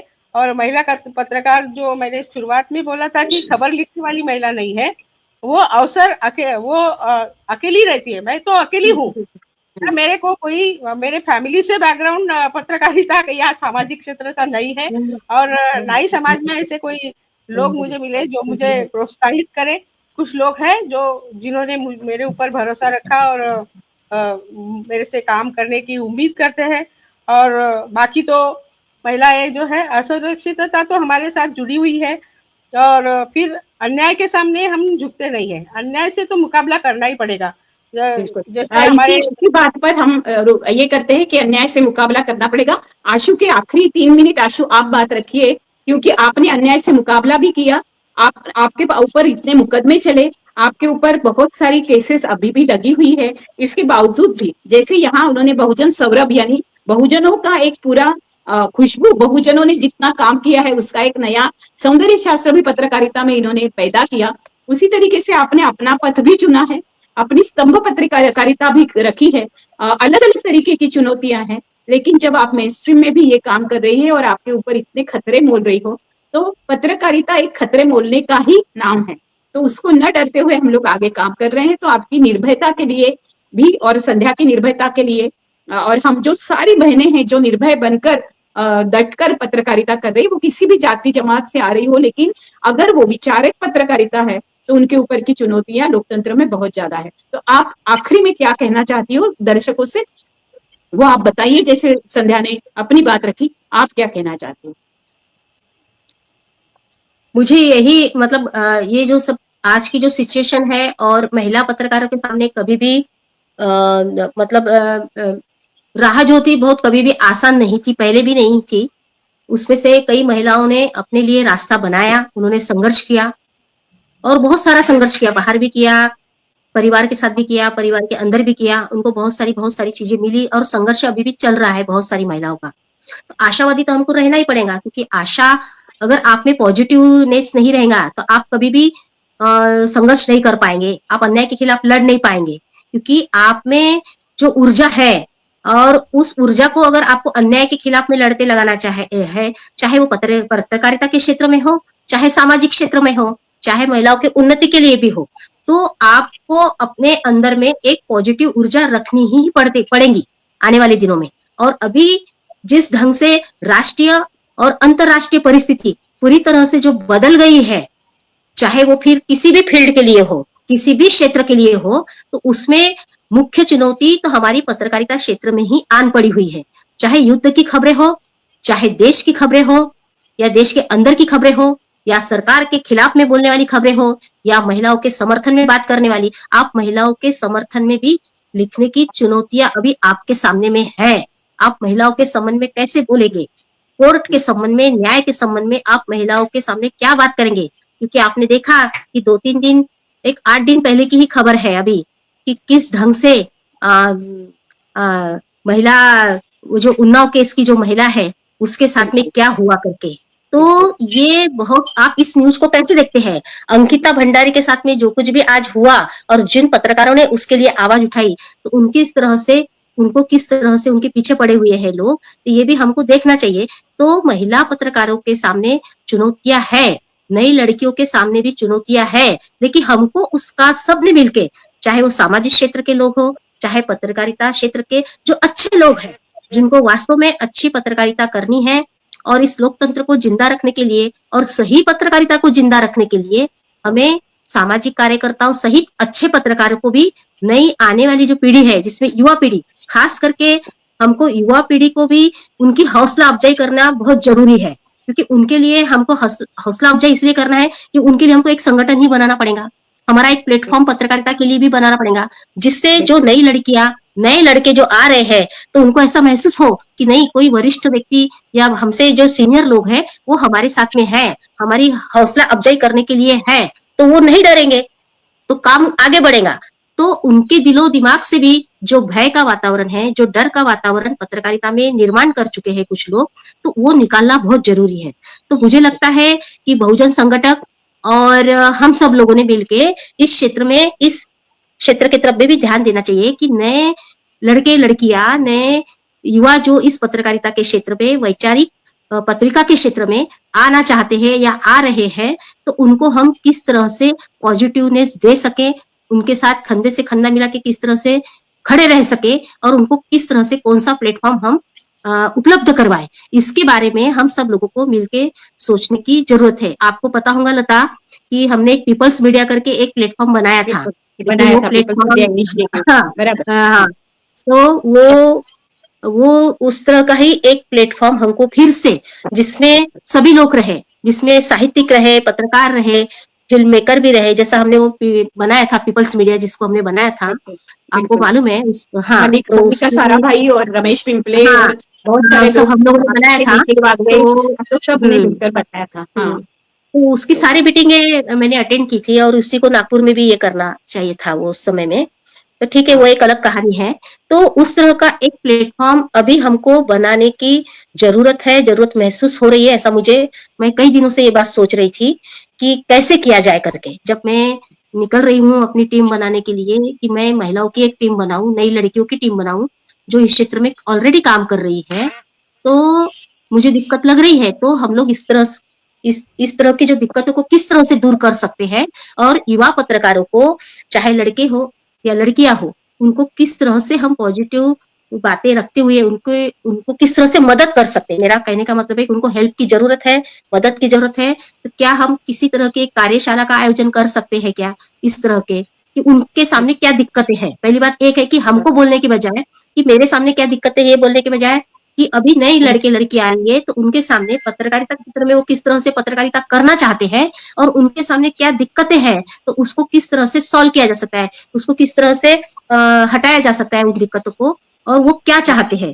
तो इस संदर्भ में मुझे लगता है कि नए लड़के लड़कियों की या नए पत्रकारों की हमने कार्यशाला का आयोजन करना चाहिए। ये एक बहुत मेरा अच्छा सुझाव है। मेरा एक सुझाव है कि जिसके माध्यम से नई अभी के जो राष्ट्रीय अंतर्राष्ट्रीय स्तर की जो सिचुएशन बनी हुई है, चाहे तीसरा वर्ल्ड वॉर भी शायद शुरू हो सकता है, तो हमारे देश की जो हालत है और हमारे देश की हालत रहते हुए हमारे देश की महिलाओं की जो हालत है 75 साल के बाद में भी आज हमारी क्या अवस्था है महिलाओं की, तो बहुत बड़ी चुनौती है महिलाओं की अवस्था के लिए भी। तो इसके लिए एक पत्रकारों की, बहुत अच्छे पत्रकारों की युवा टीम कैसे गठित की जा सकती है और उनको किस तरह से मदद की जा सकती है, ऐसा मुझे लगता है।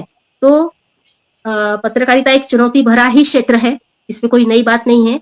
युद्ध का क्षेत्र भी चुनौती भरा क्षेत्र है और पत्रकारिता का क्षेत्र भी एक चुनौती भरा क्षेत्र है। इसमें कल क्या हो जाएगा ये नहीं लगता, लेकिन हम उन दो लोगों को मतलब खास करके मेरे आदर्श भी तो यही रहे हैं कि महात्मा ज्योतिबा फुले और सावित्रीबाई फुले, लेकिन मैं जिजाऊ को भी अपना आदर्श मानती हूँ।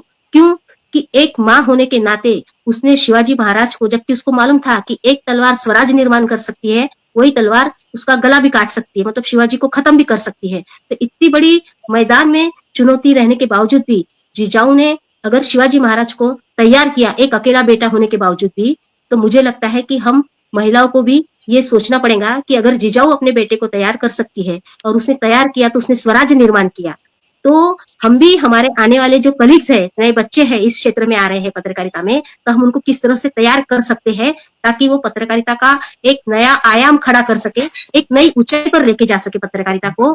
और जो आज हम लोग ने एक अलग ढंग की चुनौतियों की और हमारे अनुभव, हमारे साथ क्या गलत हुआ, क्या सही हुआ, इस पर भी जो बातचीत की, तो मुझे लगता है कि आने वाले पत्रकारों के सामने कोई गलत हो ही ना, उनके साथ में किसी भी महिला पत्रकार के साथ में कोई गलत ना हो। हमने जो संघर्ष किया वो संघर्ष उनके सामने ना हो, वो नई चुनौतियां को ग्रहण करते हुए नई ऊंचाई पर पत्रकारिता को एक नई ऊंचाई पर लेके जाए, ऐसा मुझे लगता है। तो बहुत इसके लिए सुंदर हम बात रखी है आपने कि नई पत्रकारों की नई टीम बने, नई ऊंचाई पर जाए। जबकि हमारे सामने अभी गाजा का युद्ध है, पैलेस्टाइन और इजराइल की जो बात चल रही है हमारे सामने उस समय अभी आपको याद होगा, अभी कल की न्यूज है, संध्या को भी पता होगी, आपको भी पता होगी कि तीन लड़कियों ने बहुत ही अच्छे से पैलेस्टाइन की सारी चीजें लाने के लिए बहुत काम किया और उन महिलाओं की फिल्म आज ऑस्कर के पास पहुंच गई है, जबकि छुपकर बनाई है उन्होंने। तो ये बहुत बड़ी बातें महिलाएं अलग अलग जगह जाकर घुस घुस कर पत्रकारिता कर रही है और सामने सही चीजें लाने की कोशिश कर रही है। तो ये बहुत बड़ी चुनौतियां हैं और पत्रकार आज आपका क्षेत्र या मेरा क्षेत्र बहुत ग्लैमरस लगता है लोगों को, लेकिन ये ग्लैमरस क्षेत्र नहीं है, इसमें बहुत सारी चुनौतियों के साथ जाना पड़ता है। तो आपने जो कहा बहुत अच्छी बातें कही है। मुझे लगता है बहुजन सौरभ ने भी अगर अगुवाई ली और बहुजन संगठन ने और मैंने बहुजन स्त्री कथी और सर्वहारा विमेंस कलेक्टिव से हमने मिलकर बात की और आशु का अपना पद, तो हम मिलकर ये कार्यशाला का आयोजन निश्चित कर सकते हैं। ऐसे बहुत सारे पत्रकारों को सामने ला सकते हैं। पीपल्स मीडिया इनिशिएटिव जैसे इनिशिएटिव फिर से जिंदा कर सकते हैं। निर्भय बनो आंदोलन तो शुरू है, लेकिन वहां से पत्रकार निकल चुके हैं बहुत सारे, उन सबको फिर से इकट्ठा लाना पड़ेगा और फिर पत्रकारों की बातचीत हमें सामने रखनी पड़ेगी। आज फिर से गौरी लंकेश को भी हम आदरांजलि देते हैं, मिर्जा भानोद को भी आदरांजलि देते हैं, और अब मणिमाला को जिस तरीके से मणिमाला पर हमले हुए या आपको जो अरेस्ट हुआ या जिस तरीके से संध्या को भी अपनी पूरी जिंदगी में ताने सुनने पड़े, हम सब अकेले अपनी ये लड़ाइयां लड़ती रही है, लेकिन प्रेस क्लब पे अभी हमारा नाम चढ़ा है पहला, तो अभी हमारे नाम सब जगह पे पत्रकार करके चढ़ जाने चाहिए। हमारा मीडिया पे बिल्कुल हम लोगों ने छाना चाहिए। अभी मैं देखती हूँ कि संध्या को बहुत सारे खत आ रहे हैं, संध्या को कह रहे हैं लोग कि आप इस तरीके का संपादक पद कर रहे, संपादक हो आप कि इतने सारे आवाज अलग अलग जगह से इकट्ठा करती हो, रोज छापती हो। तो मुझे लगता है कि ये बहुत अच्छी शुरुआत है और आशु ने जो बात रखी है मुझे लगता है कि वो बहुत पॉजिटिव बात है कि हम आशावादी तो है ही, लेकिन आगे जाकर इन महिलाओं को ये सामना ना करना पड़े, इस तरीके का माहौल बनाना है हमको। ये हमारे सामने चुनौती है कि लोकतंत्र में हमारे आवाज मजबूत रहे, पुख्ता रहे। जिन लोगों को हिरासत में ले लिया है या फिर कुणाल कामरा या नेहा राठौड़ पर इस तरीके के ताने कसे जा रहे, तंज कसे जा रहे, ऐसे समय पे हम लोगों को, जितनी मुस्लिम महिला पत्रकार है उनको केवल सोशल मीडिया पे बातचीत करनी पड़ रही है, भाषा सिंह जैसी लगातार बात कर रही है, आफरीन जैसी पत्रकार है जो लगातार बात कर रही है, लेकिन इन सबको बोलने के लिए आज बड़ी सारी बड़े मीडिया आज अवेलेबल नहीं है, और उनके जो लोग हैं वो केवल किसी के प्रवक्ता बनकर कह रहे हैं। और ऐसी हालत में एक हुक्मरान जो है, उस हुक्मरान को हम चुनौती देते हुए हम कह रहे हैं कि लोकतंत्र जिंदा रहना चाहिए। और मुझे इकबाल बानो के वही शब्द याद आ रहे हैं जो हम सब लोग हमेशा गाते हैं, बोलते हैं, हम देखेंगे, लाजिम है कि हम भी देखेंगे, ये हम लाजिम है कि हम भी देखेंगे, ये तख्त गिराए जाएंगे, ये ताज उछाले जाएंगे, हम देखेंगे। ये फैज की गजल जब इकबाल बानो ने गाई तब फिर से एक बार लोकतंत्र उभर कर आया था। वैसे अभी भी लोकतंत्र जो छुप छुप कर सांस ले रहा है, उसको हुक्मरान के खिलाफ खड़ा रहना है। आप दोनों की मैं बहुत आभारी हूँ, इतनी निर्भीकता के साथ, इतनी साहस के साथ आपने दोनों ने बातें रखी है। पहली बार हम तीनों एक मिनट आप उसको वाइंड अप करने के पहले मेरा कहना है कि अभी पत्रकारिता में जितनी भी महिला पत्रकार है, चाहे वो पत्रिका की हो, मेन स्ट्रीम में हो या डिजिटल मीडिया में हो, तो ये हमको पता ही नहीं चलता कि आज पूरे भारत देश में कितनी महिला पत्रकार है। तो मुझे लगता है कि महिला पत्रकारिता का एक ग्रुप भी हमने बनाना चाहिए, एक मंच बनाना चाहिए या एक संगठन बनाना चाहिए कि जो महिला पत्रकारों का हो, जहां हम अपनी बात को रख सके और हम अपनी आपस में चर्चा भी कर सके कि ये हमको पता ही नहीं चलता कि कितनी महिलाएं पत्रकार है करके। जो कुछ भी है, थोड़ी बहुत ही महिला पत्रकार सामने आती है, उनको हम समझ लेते कि यही है, लेकिन गांव खेड़े में भी और छोटे छोटे शहरों में भी, छोटे छोटे कस्बों में भी महिला पत्रकार है। तो उनको किस तरह से इकट्ठा किया जा सकता है और हम अपना एक महिला मंच बनाया जा सकता है महिला पत्रकारों का। तो ये मुझे लगता है बहुत ही सुंदर सुझाव है, और सुंदर यानी केवल सुंदर नहीं, बहुत ही महत्वपूर्ण, और एक सारे लोगों को इकट्ठा लाने के लिए एक प्रयास हुआ था। अखिलेश्वरी रामागौड़ करके तेलंगाना की है, जिन्होंने जो बहुत बड़ी किताब जो निकली है, रटलेज ने प्रकाशित की है, ओबीसी मूवमेंट इन पूरे साउथ में, जिसमें मेरा भी आर्टिकल है, उन्होंने लिया हुआ। तब मेरी अखिलेश्वरी से बातचीत हुई। अखिलेश्वरी की एक किताब है कि महिला पत्रकारों का, भारत की महिला पत्रकारों की, तो उसमें बहुत सारे नाम है, लेकिन वो अभी उसको भी 10 साल हो गए हैं, 10-15 साल। अभी नए जितने जुड़े हैं, जैसे खबर लहरिया का नाम बहुत आया, इसलिए लोगों को पता है, लाडली में जिनको अवार्ड मिले वो महिला पत्रकार पता है। लेकिन आशु ने जो बात छेड़ी, या बहुजन सौरभ में भी कितनी महिलाएं लिख रही है संध्या आपके पास, तो इतनी छोटी छोटी महिलाएं जो गांव-गांव की लिख रही है, उन सबको इकट्ठा करने के लिए क्यों नहीं हम तीनों भी अगुवाई करें। आशु, आपने बहुत ही अच्छे से छेड़ा है विषय, तो हम मुंबई की महिलाओं का नाम आता है, और केवल समाप्त करने के पहले मैं एक बात बताना चाहूंगी कि ये बात आपने की है या आप भी ये बात जो कर रहे हैं, तो हम 5 साल से बहुजन सौरभ के माध्यम से पत्रकार बनने के लिए या पत्रकारिता में जो लोग आना इच्छुक है उनके लिए कार्यशालाएं आयोजित करते हैं। और जो युवा पत्रकार यानी पत्रकारिता में आना चाहते हैं, ऐसे लोगों के लिए हम 5 साल से हर साल कार्यशाला लेते हैं, और न्यूज खबर कैसे लिखना, आर्टिकल्स कैसे लिखना, इसके लिए हम तैयार लोगों को कर रहे हैं। और मेरे पास भी आज भी 5 लोग ऐसे हैं जो रोज सीखने के लिए आते हैं। तो हम, हमारा जो काम है मिशनरी काम है, हम करते रहते हैं और हम करते रहना चाहिए, क्योंकि हम बोलेंगे कि एक साथ सब होना चाहिए तो नहीं होना। और दूसरी बात यह है कि हमने जो संघर्ष किया, हम खुद को बनाने के लिए जो किया है संघर्ष, वो संघर्ष करने की तैयारी अभी के जो नए लोग हैं या युवा पीढ़ी है, उनको संघर्ष करने की आदत नहीं है या वो करना नहीं चाहते हैं। तो कोई भी यह है आह्वान, जो बोलते हैं आह्वान स्वीकारने के लिए जो मानसिकता होनी चाहिए, वो अभी नए पीढ़ी की नहीं है। उनके सामने जो तुरंत है, यानी क्या बोलते हैं उसको, इंस्टेंट कुछ चाहिए, तो जैसे अभी बनाया अभी खाया। लेकिन हमारी बात वैसी नहीं थी। हमको अगर कुछ खाना है तो खुद को बनाना पड़ता है और तब जाके हमको खाना पड़ता है। तो जो खाना बनाने के लिए जो मेहनत करनी पड़ती है, वो मेहनत करने की तैयारी अभी की जो नई पीढ़ी है उनमें नहीं है। वो इंस्टेंट बना के इंस्टेंट खाने की कोशिश करते हैं। तो ऐसे लोगों के लिए ऐसा मेरा अनुभव ऐसा नहीं है संध्या। मुकनायक जैसा मीना कोटवाल ने निकाला हुआ अखबार हो, या बीबीसी में अभी नई आई हुई इतनी सारे लोग हैं जो जुड़ गए हैं, जिन्होंने अभी फिलहाल मैंने खबर लहरिया का नाम लिया। जो लोग बिल्कुल बात सच है, लेकिन आप उनको तैयार कर रही है ना, ये बहुत बढ़िया बात है कि आप उनको तैयार कर रही हैं। मुझे लगता है मैं राहुल से बात करती हूँ और हम लोग मिलकर और एक सेशन चलाएंगे जिसमें नए जनरेशन को भी लाएंगे, और आपकी जो राय है वो बहुत बढ़िया है, और आप इस तरीके से एक पूरी जनरेशन को तैयार कर रहे हैं। जो जनरेशन तैयार हुई है और पत्रकारिता में है उसकी बात आशु कर रही है, जिसमें हम लोग भी है। तो हम लोग जो है वो सब मिलकर इकट्ठा आने का नेटवर्क करने की बात आशु कह रही है, ताकि हम लोग अकेले ना पड़े, हम लोगों को इकट्ठा हमारा होकर हम नेटवर्क लोग ही ये नहीं है, करें। हमारा हाँ? नेटवर्क ही नहीं है। हमको क्या है, हम जम तो जाते हैं एक साथ, हाँ, लेकिन हमारे लेकिन टुकड़े नहीं होने है, में बहुत बिल्कुल, ज्यादा समय नहीं लगता।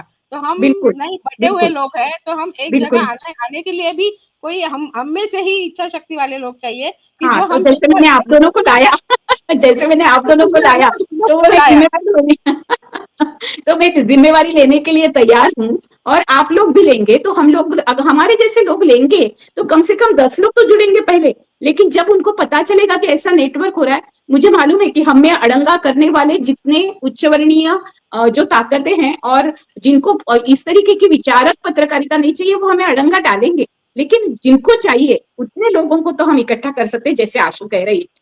तो ये जो नए लोग हैं, जो मुझे मालूम है बहुत सारे बच्चे हैं जो अभी करना भी चाहते, जो तुरंत कुणाल कामरा को कितना उन्होंने सपोर्ट दिया है। अरे उनका हाँ, उनका कहना, ये नए लोगों का कहना क्या है, पत्रकारिता में कितने पैसे मिलते हैं। पत्रकारिता में पैसे नहीं मिलते हैं, ग्लैमर मिलता है, पत्रकारिता में पैसे नहीं मिलते। ऐसा अगर उनको बोल दिया तो क्या करना है, पैसे चाहिए। तो उनको क्या है, जैसे आईटी क्षेत्र है, आईटी क्षेत्र में कितने बड़े पैमाने पे आज नए लोग जा रहे हैं, वैसा ये जो पत्रकारिता सिर्फ नाम का ग्लैमर रह गया है, इसके पीछे इसके साथ काम करने में कोई ये नहीं है। और हम लोग हमारी व्यथा अगर बताते हैं उनके सामने तो वो तो बिल्कुल ही नहीं आएंगे, ऐसा मेरा कहना है। ऐसा नहीं, मुझे नहीं, नहीं लगता है जो नई पीढ़ी को आएंगे। पैसा बहुत चाहिए, ये मैंने भी देखा है। नई पीढ़ी फ्री में काम करना नहीं चाहती, जिस तरह से मैंने कुछ समय किया है, फोटोग्राफी, फोटो लोग निकाल लेते थे और मैं उनको पैसे भी नहीं देते आज थे। भी मैं बहुजन सौरभ में फ्री में काम हाँ, करती हूँ, तो नहीं लेती हूँ। मुझे भी, तो मैंने जितने आर्टिकल लिखे मुझे एक भी पैसा मानधन में नहीं मिलता है। बहुत लिखती हूँ लेकिन एक भी पैसा नहीं मिलता है। तो मुझे सब लोग घर में बोलते हैं कि तुम पूर्णकालीन कार्यकर्ता तो हो ही, लेकिन तुम पूर्णकालीन लेखक और पत्रकार हो, तुम कुछ नहीं, तुम्हें कुछ भी नहीं मिलता है। तो हालत हमारी इस तरीके की है, हमारे लोगों के ऊपर डिपेंडेंट रहना पड़ता है हमारे घर के। तो बराबर है, नई जनरेशन को ये लगेगा, लेकिन नई जनरेशन को इससे पैसा भी कैसे मिले ये भी सोचना पड़ेगा। लेकिन पत्रकारिता जैसी चीज जो होती है वो बहुत कमिटमेंट होती है, और इस कमिटमेंट के साथ आप लोग काम कर रही हो, जद्दोजहद कर रही हो, तो आपको सलाम है।